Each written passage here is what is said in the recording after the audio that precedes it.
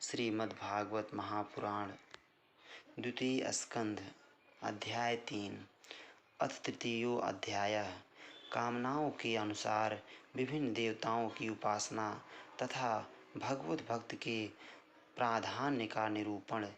श्री शुक उवाच एवमेतन्निगदितं पृष्टवान् यब्धवान् मम नृणां यन्निम्रियमाणानां मनुष्येषु मनीषिणाम्।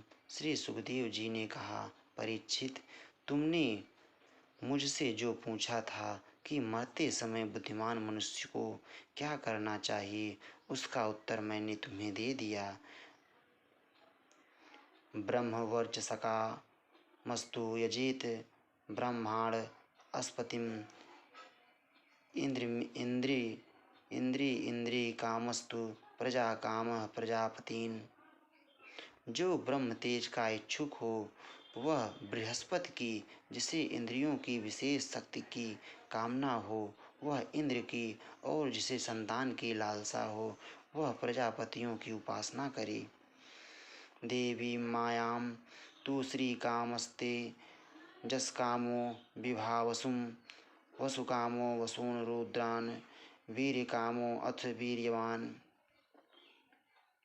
जिसे लक्ष्मी चाहिए वह माया देवी की, जिसे तेज चाहिए वह अग्नि की, जिसे धन चाहिए वह वसुओं की, और जिस प्रभावशाली पुरुष को वीरता की चाह हो उसे रुद्रों की उपासना करनी चाहिए। अन्नाद्य कामस्त्व अदितिम स्वर्ग कामो अदितेः सुतान विश्वानंदेवान राज्य कामः सांध्यान संसाधको विषाम। जिसे बहुत अन्न प्राप्त करने की इच्छा हो वह अदिति का, जिसे स्वर्ग की कामना हो वह अदिति के पुत्र देवताओं का, जिसे राज्य की अभिलाषा हो वह विश्वदेवों का, और जो प्रजा को अपने अनुकूल बनाने की इच्छा रखता हो उसे साध्य देवताओं का आराधन करना चाहिए। आयुष्कामो अश्विनौ देवो पुष्टिकाम इलाम यजेत प्रतिष्ठा कामः पुरुषो रोदसी लोकमातरो। आयु की इच्छा से अश्विनी कुमारों का, पुष्ट की इच्छा से पृथ्वी का, और प्रतिष्ठा की चाह हो तो लोक माता पृथ्वी और दो आकाश का सेवन करना चाहिए। रूपाभिकामो गंधर्वान स्त्री कामो अप्सर ऊर्वशीम आधिपत्य कामः सर्वेषां यजेत परमेष्ठिनम। सौंदर्य की चाह से गंधर्वों की पत्नी की प्राप्ति के लिए उर्वशी अप्सरा की, और सबका स्वामी बनने के लिए ब्रह्मा की आराधना करनी चाहिए। यज्ञम यजेद यस्य कामः कोशकामः प्रचेतसं विद्या कामस्तु गिरीशं दाम्पत्यार्थ उमां सतीम। जिसे यश की इच्छा हो वह यज्ञ पुरुष की, जिसे खजाने की लालसा हो वह वरुण की, विद्या प्राप्त करने की आकांक्षा हो तो भगवान शंकर की, और पति पत्नी में परस्पर प्रेम बनाए रखने के लिए पार्वती जी की उपासना करनी चाहिए। धर्मार्थ उत्तम श्लोकम तंतुम तन्वन पितृन यजेत रक्षा कामः पुण्यजना नोज अस्कामो मरुदगणान। धर्म उपार्जन करने के लिए, विष्णु भगवान की वंश परंपरा की रक्षा के लिए, पितरों की बाधाओं से बचने के लिए यक्षों की, और बलवान होने के लिए मरुद गणों की आराधना करनी चाहिए। राज्य कामो मनून देवान निरीतिम त्वभिचरन् यजेत काम कामो यजेत सोम कामः पुरुषम परम। राज्य के लिए मनवंतरों के अधिपति देवों को, अभिचार के लिए निरृति को, भोगों के लिए चंद्रमा को, और निष्कामता प्राप्त करने के लिए परम पुरुष नारायण को भजना चाहिए। अकामः सर्वकामो वा मोक्ष कामः उदारधीः तीव्रेण भक्ति योगेन यजेत पुरुषं परम। और जो बुद्धिमान पुरुष हैं वह चाहे निष्काम हो, समस्त कामनाओं से युक्त हो अथवा मोक्ष चाहता हो, उसे तो तीव्र भक्ति योग के द्वारा केवल पुरुषोत्तम भगवान की ही आराधना करनी चाहिए। एतावानेव यजतामिह निःश्रेयसोदयः भगवत्यचलो भावो यद भागवत संगतः। जितने भी उपासक हैं उनका सबसे बड़ा हित इसी में है कि वे भगवान के प्रेमी भक्तों का संग करके भगवान में अविचल प्रेम प्राप्त कर लें। ज्ञानम यदा प्रनिवृत्त गुणोर्मिचक्र मात्म प्रसाद उत यत्र गुणेष्वंगः कैवल्य सम्मत पथस्त्वथ भक्ति योगः को निवृत्तो हरिकथा सुरतिम न कुर्यात्। ऐसे पुरुषों के सत्संग में जो भगवान की लीला कथाएं होती हैं उनसे उस दुर्लभ ज्ञान की प्राप्ति होती है जिससे संसार सागर की त्रिगुणमयी तरंगमालाओं के थपेड़े शांत हो जाते हैं, हृदय शुद्ध होकर आनंद का अनुभव होने लगता है, इंद्रियों के विषयों में आसक्ति नहीं रहती, कैवल्य मोक्ष का सर्वसम्मत मार्ग भक्ति योग प्राप्त हो जाता है। भगवान की ऐसी रसमयी कथाओं का चस्का लग जाने पर भला कौन ऐसा है जो उनमें प्रेम ना करे।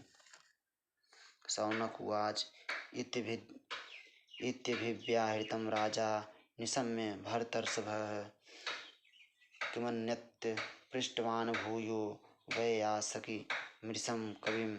शौनक जी ने कहा, सूत जी, राजा परीक्षित ने सुखदेव जी की यह बात सुनकर उनसे और क्या पूछा, वे तो सर्वज्ञ होने के साथ ही साथ मधुर वर्णन करने में भी बड़े निपुण थे। एतच्छुश्रुषतां विद्वन् सूत नो अर्हसि भाषितुं कथा कथोदरकाः सतां स्युः सदसि ध्रुवम्। सूत जी, आप तो सब कुछ जानते हैं, हम लोग उनकी वह बातचीत बड़े प्रेम से सुनना चाहते हैं, आप कृपा करके अवश्य सुनाइए, क्योंकि संतों की सभा में ऐसी ही बातें होती हैं जिनका परिवसान भगवान की रसमयी लीला कथा में ही होता है। स वै भागवतो राजा पांडवेयो महारथः बालक्रीडनकैः क्रीडन कृष्णक्रीडायां य आददे। पांडुनंदन महारथी राजा परीक्षित बड़े भगवत भक्त थे। बाल्यावस्था में खिलौनों से खेलते समय भी वे श्री कृष्ण लीला का ही रस लेते थे। वैयासकिश्च भगवान वासुदेव परायणः उरुगाय गुणोदाराः सतां स्युर्हि समागमे। भगवान में श्री सुखदेव जी भी जन्म से ही भगवत परायण हैं। ऐसे संतों के सत्संग में भगवान के मंगलमय गुणों की दिव्य चर्चा अवश्य ही हुई होगी।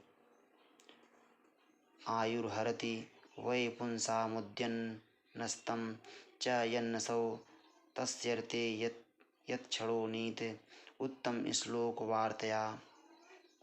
जिसका समय भगवान श्री कृष्ण के गुणों के गान अथवा श्रवण में व्यतीत हो रहा है, उसके अतिरिक्त सभी मनुष्यों की आयु व्यर्थ जा रही है।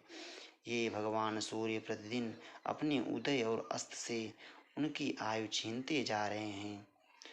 तरवः किम न जीवन्ति भस्त्राः किम न स्वसन्त्युत न खादन्ति न मेहन्ति किम ग्राम पशवों परे।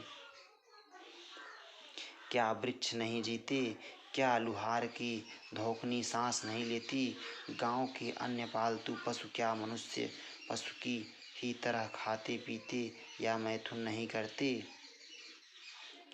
स्वविंगवरा होष्ट्र खरैः संस्तुतः पुरुषः पशुः न यत्कर्ण पथोपेतो जातु नाम गदाग्रजः। जिसके कान में भगवान श्री कृष्ण की लीला कथा कभी नहीं पड़ी, वह नर पशु, कुत्ते, ग्राम सूकर, ऊंट और गधे से भी गया बीता है। बिलेबतोरु क्रम विक्रमान ये न सिन्नमतः कर्णपुटे नरस्य जिह्वासति दारदुरिकेव सूत न चोप गायत युरुगाय गाथा। सूत जी, जो मनुष्य भगवान श्री कृष्ण की कथा कभी नहीं सुनता, उसके कान बिल के समान हैं। जो जीव भगवान की लीलाओं का गायन नहीं करती, वह मेढक की जीव के समान टर टर करने वाली है। उसका तो ना रहना ही अच्छा है। भारः परम पट्ट किरीट जुष्ट मप्युत मांगम न नमेन मुकुंदम सावो करो नो कुरुतः सपर्याम हरेर लसत कांचन कंकड़ो वा। जो सिर कभी भगवान श्री कृष्ण के चरणों में झुकता नहीं, वह रेशमी वस्त्र से सुसज्जित और मुकुट से युक्त होने पर भी बोझा मात्र ही है। जो हाथ भगवान की सेवा पूजा नहीं करते, वे सोने के कंगन से भूषित होने पर भी मुर्दे के हाथ हैं। ब्रह्मायते बर्हायते ते नयने नराणां लिंगानि विष्णोर्न निरीक्षतो ये पादौ निडाम तौ द्रुमजन्म भाजौ क्षेत्राणि नानु ब्रजतो हरेर्यौ।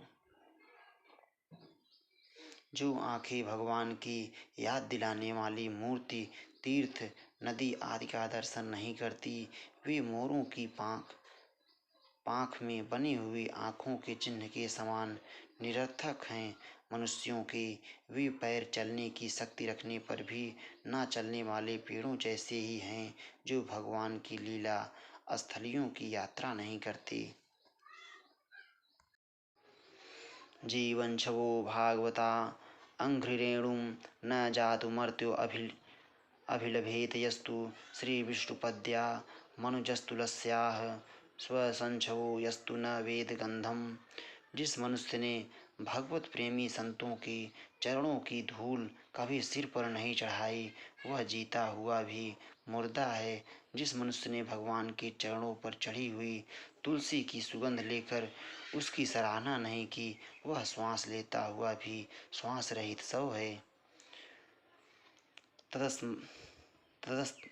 तदस्म सारम हृदयं बतेदं यत् गृह्यमाणैर् हरिनामधेयैः न विक्रेताथ यदा विकारो नेत्रे जलम गात्ररुहेषु हर्षः। सूत जी, वह हृदय नहीं लोहा है जो भगवान के मंगलमय नामों का श्रवण कीर्तन करने पर भी पिघलकर उन्हीं की ओर बह नहीं जाता। जिस समय हृदय पिघल जाता है, उस समय नेत्रों में आंसू छलकने लगते हैं और शरीर का रोम रोम खिल उठता है।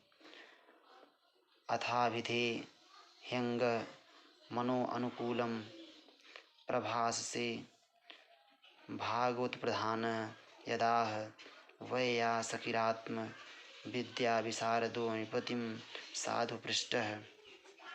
प्रिय सूत जी, आपकी वाणी हमारे हृदय को मधुरता से भर देती है।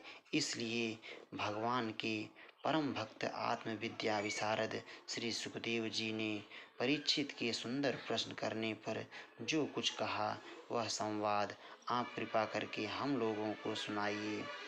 इति श्रीमद्भागवते महापुराणे पारमहंस्या संहितायां द्वितीय स्कंधे तृतीयो अध्यायः। श्री राधा वल्लभ।